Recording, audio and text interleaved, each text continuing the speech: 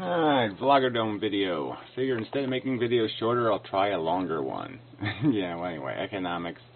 And I figure I have to try to provoke an argument with somebody, right? That's what the whole point of this VloggerDome thing is. So I picked this guy this time. This Lee Dorn guy. I haven't watched one of his videos in 3 years or whatever.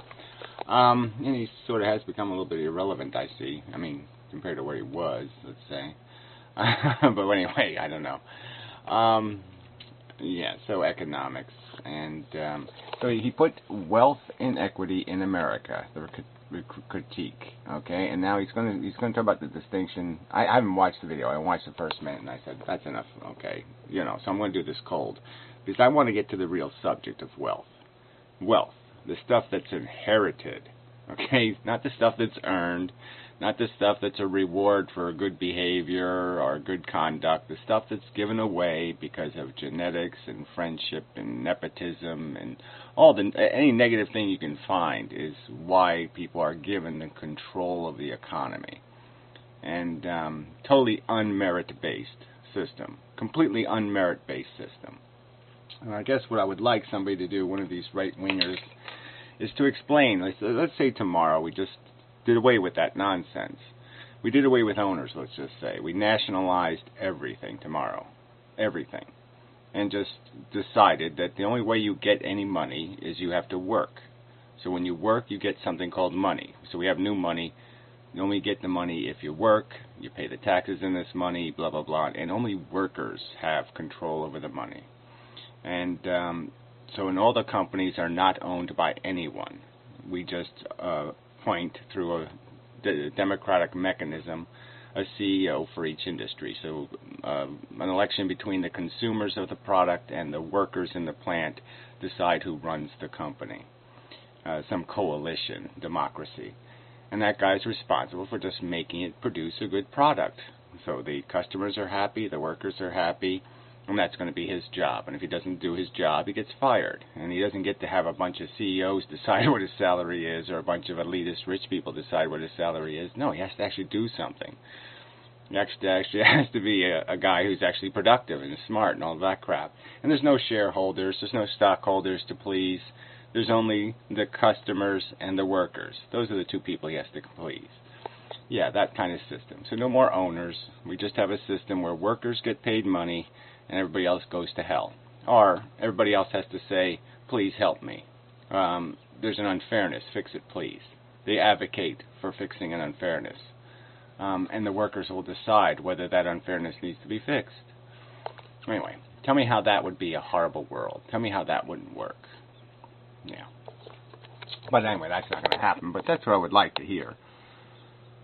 Accumulated and saved, and that can then be described as savings. Another problem that we experience is when we're dealing with individual income versus household income, and whether or not you're dealing with statistical brackets for, say, the top 20%, or whether you're dealing with individuals over time. Now, I think it's objective. Okay, so his point was the distinction between, I don't know why, I was hoping to play the whole clip he made there. Okay, we have to understand the difference between income. So people often talk about income, who's making the most money. And so the making the money thing is like Obama. He's got $4 or $5 million in the bank, but he makes, $400,000 or $500,000 a year. So income is the crap coming in every year, okay? And wealth is the stuff you got someplace else. And most people who have wealth, who have claims of ownership, stock certificates or mansions and yachts and all that crap, got that stuff without working, okay? They didn't earn it. They didn't collect it as income. They got it from their daddy, period. It was given to them, not for doing anything, just given to them because of genetic code bullshit, because of non-meritorious earning. It was like given to them like we should give Olympic gold medals to the sons and daughters of previous gold medal winners. We should let all the children, no matter how sissified, no matter how lame they are, no matter how much they throw like a girl, we should all let them play Major League Baseball because Daddy did it. Because you passed your driver's test, we should let your kids automatically drive. It's that imbecilic. true that when you want to measure how people are doing over time, you should follow individuals over time. Yeah, okay, so you measure how people are doing over time. This whole people thing. You know, what do you mean by people? You mean, what, blacks and whites or something? Poor and rich? Like there's somehow some sort of real matrix here that means anything? Like they somehow have real blue blood or something? Sounds a little like that. Problem is that people generally don't do this. They talk a lot about household income. Now, sometimes household income is descriptive and you can learn a lot about it. Other times, it's misleading. Another important thing... Boy, this sounds like a big evasion coming, right? When he's doing all this work to somehow explain, well, sometimes income has to do with actually working, and sometimes income has to do with having zillions of dollars in the bank, and you get a big, giant check from the bank. Yes, you own silly stocks that the government funnels billions of dollars into a stock market to keep it afloat, so you can keep making a nice 10% income every year. Yes, an income on money you did no work for, you just bought stock. Yeah, that's right, you own something and you got paid to own. You didn't get paid to work, you didn't get paid to make a decision, you didn't get paid for anything. You got paid for doing absolutely nothing, and they called it income. Yeah, but it wasn't work derived. To recognize is that whether or not you factor in health care benefits when you're dealing with income, or if you don't factor in health care benefits. If you don't factor in health care benefits, obviously people's income is going to be less. If you factor in health care benefits, it's going to increase. And the problem is also compounded when you look at people's income before... Well, I would agree that this whole bullshit of switching everything to benefits, which society allowed to take place because we let unions get a little bit out of control. And so, yeah, it was just basically tax evasion. You know, let's turn my salary into a benefit, and therefore I won't get taxed on it. And that was kind of just bullshit, and we should get the hell out of the business of subsidizing all this crap. I certainly think there's nothing wrong with some segments like Social Security, having an employer-based and worker-based tax. Those might be appropriate, but benefits, outright benefits, you know, that sort of bullshit. Or transfer payments. What are transfer payments? Well, after taxes, if people's money is redistributed from the top, say 1% of income earners to the bottom percent, that's a transfer payment. But if you look at the income before the transfer payment's even made, you're going to have a situation where the income inequality is much more steep. And people can lead to the wrong conclusions that we... Oh, yeah, so somehow he's going to figure that the 13% tax that Mitt Romney paid is somehow, when that transfer payment took place, and most of it went to the military and, some of this other really nasty waste of money kind of stuff. But yeah, it all went to these poor people, and therefore now we have some sort of equity in the system, because now the poor are so rich, because now they have all this transfer payment money. Yeah, not really close to the truth. I mean, let's be real here. People living on Social Security are living on $1,000 or less a month. I mean, come on. They're not living high. Crazy, man. Must increase the redistribution in the United States if you look at the time before redistribution even takes place. Now, in the video, Income Inequality in America, you have several problems. One of the things it does is it asks people what they think wealth inequality is in the United States, what their ideal is, and then they look at it compared to reality. What you see in this chart is that wealth inequality is extremely steep. Well, what's wealth? Again, wealth is savings. No, wealth is ownership. So again, you want to call inheriting a big pile of money savings and imply that somebody worked for the money and they sacrificed to put some of it away. I mean, that's your implication, and it's lame, and it's untrue, and it's basically a propaganda statement, right? So you're just doing your good little propagandist bullshit here. So just be honest about it, okay? It's not earned money. It's not honestly saved, okay? It's dishonestly acquired, unmeritoriously acquired, and the savings is automatic because there's really no realistic prospect of being able to squander the money. Some of these people have so much of it. Dealing with income. Then towards the end, we start mixing in terms on whether or not you're dealing with income. Here's some really important facts that everybody should know, and I brought this up in one of my previous videos. As Thomas Sowell brings up on page 151 in his Economic Facts and Fallacies book, the University of Michigan did a study where it traced individuals over time, actual flesh and blood individuals, not just looking at statistical categories. Yeah, I don't know. So anecdotal evidence is now a good category of evidence? Let's do anecdotal evidence. No, sorry, that doesn't... I don't even know how you're going to make this make any sense. How is not recognizing the fact that there is a top 1%? It's a fact. There's a top 1%, and they own a hell of a lot of shit. And what is this? Some sort of evasion? Some way to avoid taking responsibility for that reality? God damn. And it found that 3/4 of people at the bottom 20% in 1975 were in the top 40% 16 years later. And people 25 years and older in 1990. In the top 40% 20 years later. So do we have ages for these people? So you're saying you grab 20 kids of poverty or something like that in 1970? And then 40 years later, they're in the top 40%, which is... But I assume they're right at the 40%. I assume they didn't make it to the top 1%. Well, anyway, yeah, well, okay, let's argue statistics in videos, which is not really a great idea. All right, well, anyway, go ahead. Their income rose 91% by 2005. So if you look at individuals over time, you start to see income increasing. And everyone watching this video... Oh, whatever. Income increasing. So again, you're just going to do this floating all boats kind of bullshit and just ignore reality. That the money that most people are working now, in $1970, okay, they've not gained anything in terms of their salary. So for most Americans in most situations, that's not true. Okay, they have gone nowhere. They have progressed nowhere relative to the rich. The rich have gotten richer. It's a fact. Okay, crazy person. It's a fact, not a fallacy. It's a fact.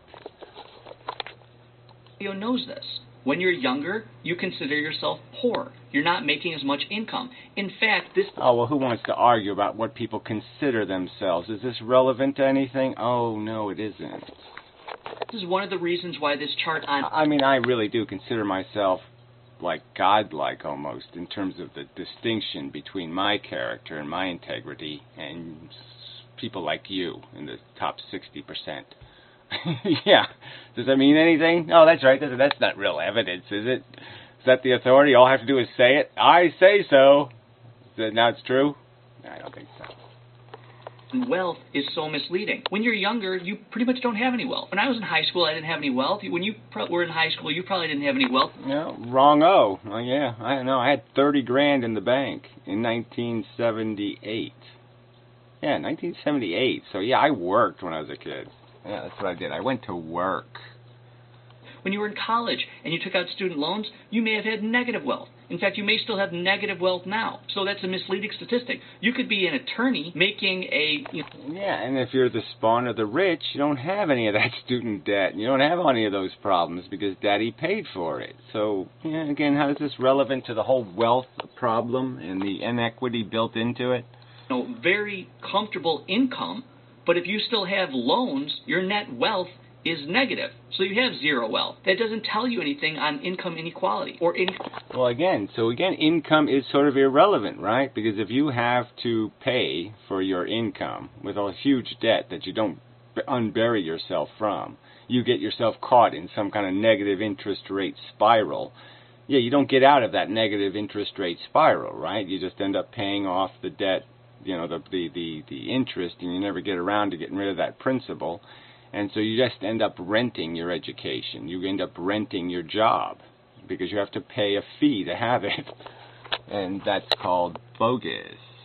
Quality for that matter. And since people's incomes are constantly increasing over time, they're moving across this... Well, whatever. People's income are constantly increasing over time. You mean the value of a dollar is deflating. I mean inflating. So, there's inflation. Yes, a loaf of bread doesn't cost 32 cents anymore. And a gallon of milk doesn't cost 69 cents.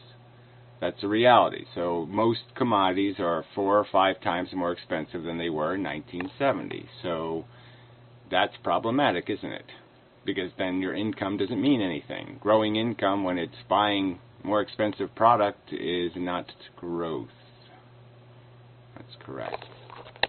Statistical brackets. They're not stuck in the top 20% or stuck in the bottom 20%. Again, if you start looking at... Well, whatever. I mean, that's just nonsense, okay? You want to pretend?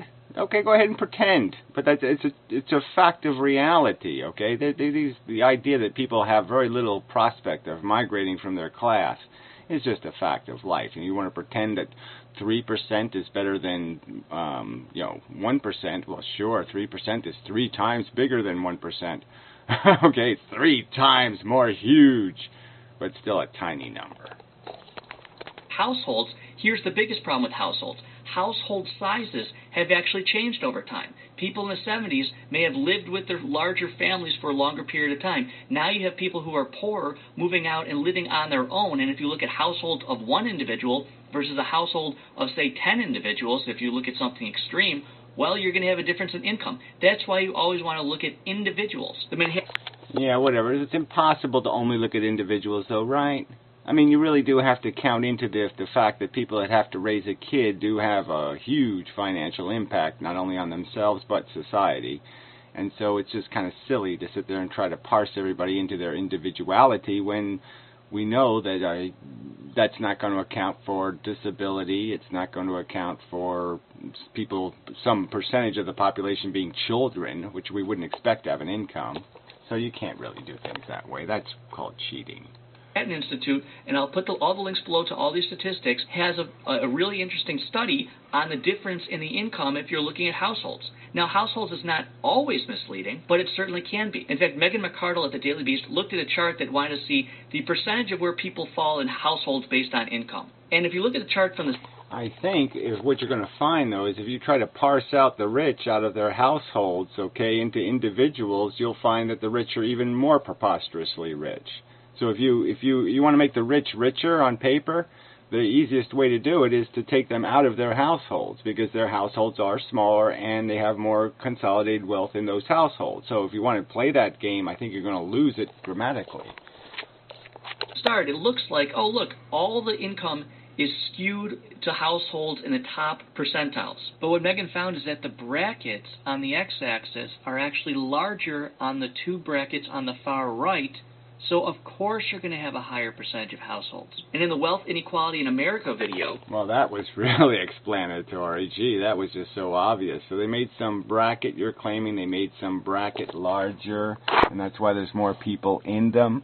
No, the truth is that as you get richer, you get more and more preposterously richer. So a tiny percentage, you get to like 3% of the population, and their wealth is equal to everybody else on the scale. That's the joke here. There's a line right in here where these people own everything that these people own. And that's why there's a skew in the chart, is because it's the only way you can draw the chart and make the chart relevant is because the wealthy own so much. That's probably what you're talking about. Something like that, no doubt. Far right. So, of course, you're going to have a higher percentage of households. And in the Wealth Inequality in America video, you're conflating wealth, you're conflating income, and especially you're not looking at healthcare benefits. If you look at healthcare benefits, incomes are constantly increasing. And if you look... Healthcare benefits. Again, why would somebody look at healthcare? I wouldn't consider my healthcare benefits at all relevant to anything because I don't even want those goddamn benefits. So, and I've had very little use for them. And I would have very little use for them. So, yeah, I'm really not interested in collecting 80 or 90 grand in healthcare benefits when I'm fucking almost this close to death, which is the values of most people.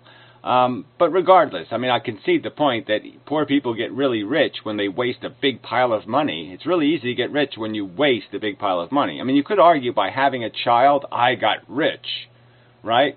Because my child cost society 140 grand to educate.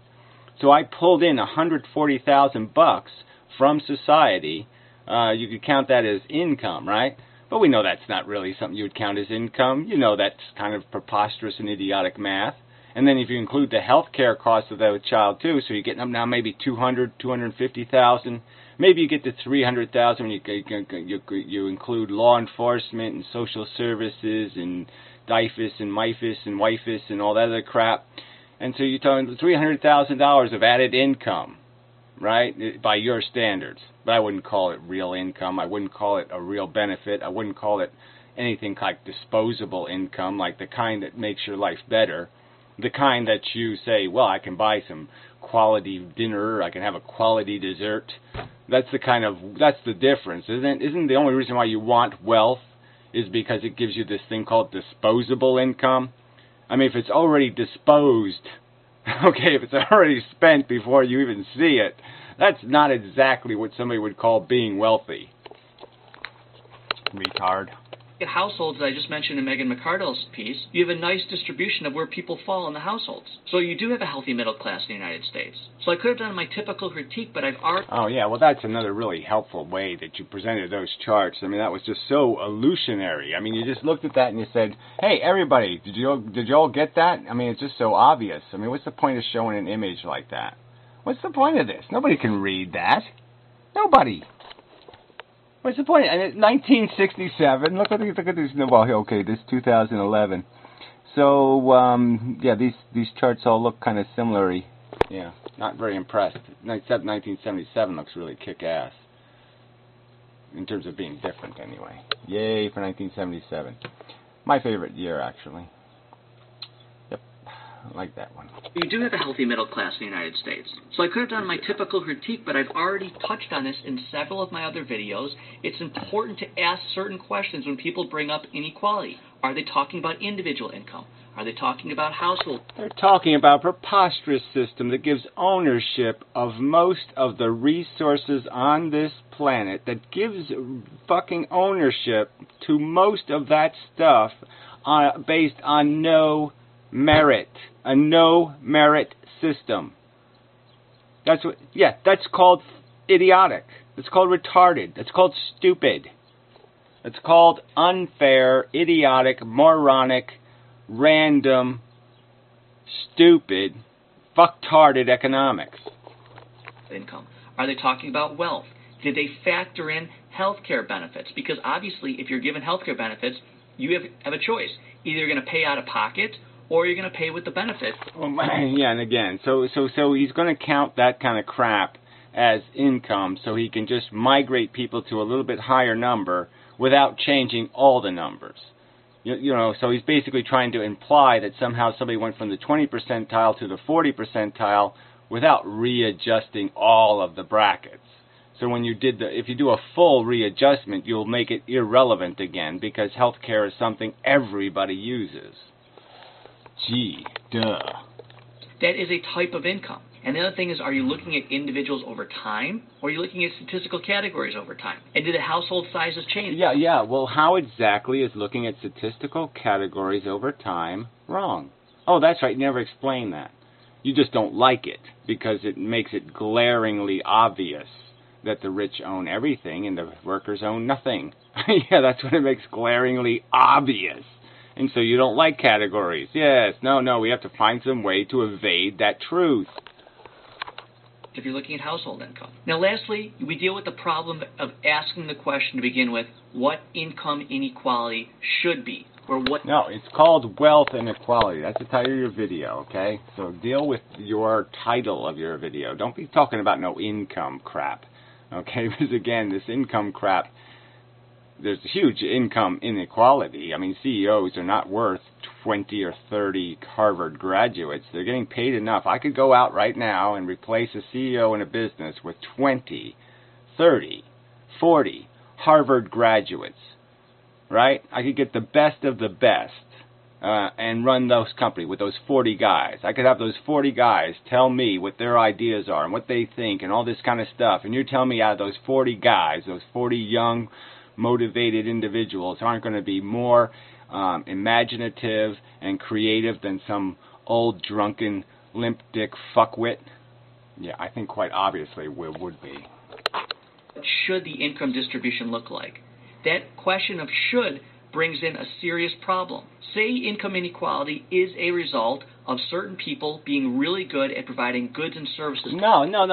Come on. Income inequality, again. Most of this income is being derived from capital gains, even though we have a tiny capital gains tax. But anyway, a huge amount of income is derived from wealth acquired through inheritance.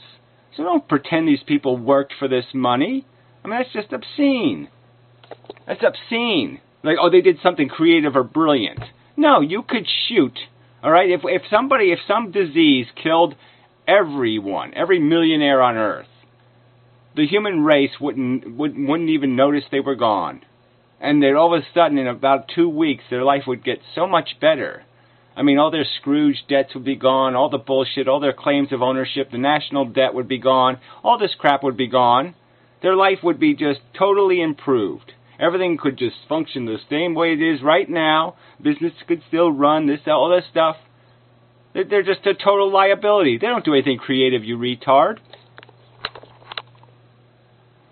People. Frankly, if that's how the income distribution factors out, because some people are really good at providing us with goods and services, I don't... Okay, do you know that's just being a propagandist lying cunt, right? I mean, come on. These goods and services, what do they produce? What has a Getty produced in the last fucking 100 years? What a Carnegie? And all the money's now a new name, right? I mean, the Shrivers versus the Kennedys versus the whatever, right? So all this old money is in these new names, but it's still old money.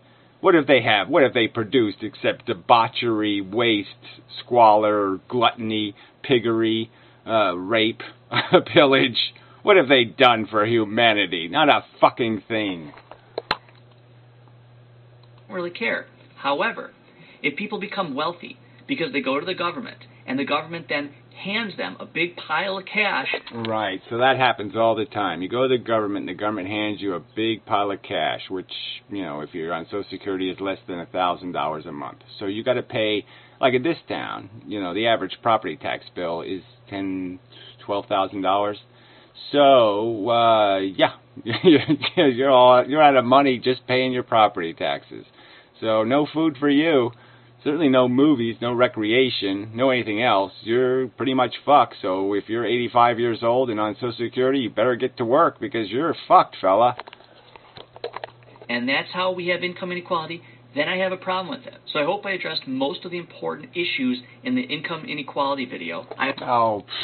You didn't do anything, you silly person. But anyway, maybe I'll go to some of these other websites to get a good laugh. I have all the links below, and it's important to recognize that all the data that I'm getting, we're all looking at the same data. We're looking at the same data, we're simply asking different questions based on what that data is. It's not like this video, the income inequality video, brought up some data, and I'm bringing up something totally different. Yeah, well, you're making some idiotic point where they're making a valid point that this is a bunch of gluttony and piggery, and that the human race has got a diminished standard of living because all this money is in the hands of these assholes who are squandering it on bad labor.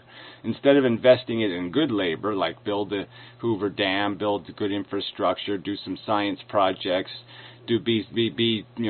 try to take it to the next level in terms of maybe even energy research or something. Instead of paying people to get good education so they can do good research, can do some good engineering, instead they're paying them to polish their nails and cut their lawn and give them $1 million birthday parties and import a bunch of cheap labor to do it. That's all the rich have done for us.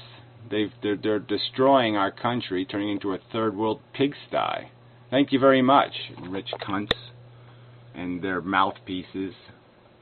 They're propagandists. You're just a little propagandist. We're not looking at the same thing. No, we're looking at the same data. We're asking different questions and making sure that the data that we're looking at actually measures what we're attempting to measure. Rate this video. Well, how can you possibly run away from these basic statistical truths, okay? A tiny minority of the human race controls, through ownership, most of the assets in the country. Are you denying that truth in the world? God, be preposterous. And that they're doing it not because they earned it, but because they inherited it. You do understand that, right? They didn't earn it. They inherited it. You do know the difference, right? One, you go someplace and do something of merit and they give you money. One, you fall out of a vagina and they give you money. You can't tell the difference between those two things, 40 years hard labor and falling out of a vagina? You can't figure out which one you should pay somebody for? The 40 years of labor or falling out of a vagina? Which one a rational society would pay people for? Reward people for? Even when you hit it, put in your favorites if you enjoy it.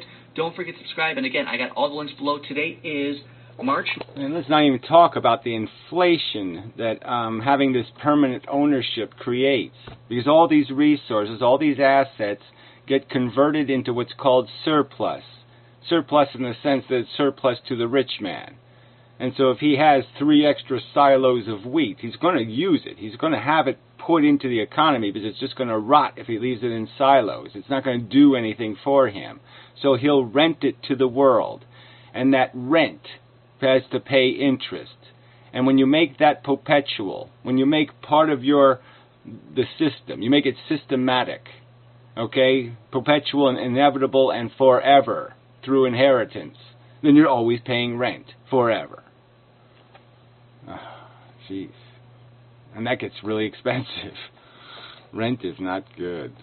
So anyway, what an evil little 2013, and that's how the world works. Yeah, really. Not even close to how the world works. That was an evasion of how the world works. That was just a disgusting evasion. I mean, he just wants to pretend that, oh, the rich only own this piece over here, and all the rest of the people own everything else. All the human beings are lovely middle-class human beings, all living wonderful lives.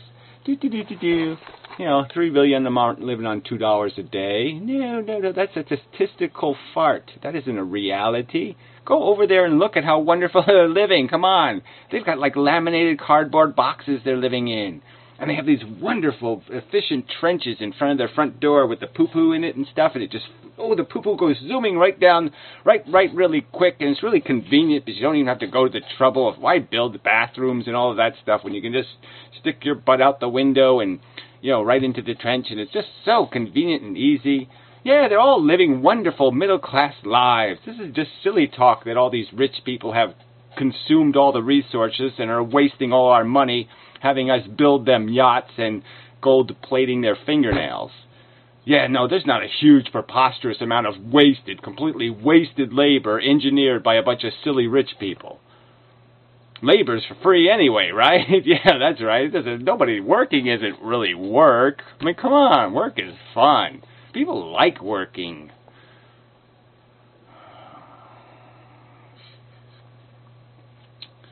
You know what the problem is? People on Earth are stupid still. They're really dumb still. They're poor and they're still really, really dumb. And they can't even figure out that they're being so screwed. I mean, they're like a horse.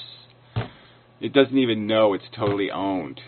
I mean, it's being whipped and it still can't say, hey, fuck you. And that's what the human race has done. It's letting itself be completely humiliated, and it can't even muster the turnaround just to say, "Hey, fuck you." Okay? I mean, I'm not gonna do anything about this today, but I'm watching you, you fucker. Horses don't even do that. I don't think, anyway. I mean, they could have a secret revolution, and maybe someday they're going to take over. But I'm just, but it doesn't appear like they have a plan, and it doesn't appear that the human race has any plan either, except, please, Mr. Rich Man, give me another Twinkie. Yeah, that's their plan. Begging. Stupid fucking cunts. Oh, because I can't tell the difference between earning money and inheriting money. And I want to give my kids $1 billion.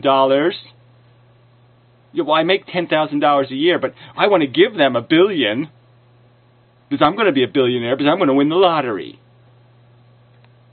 And people, I mean, bring on the global warming if people are this stupid.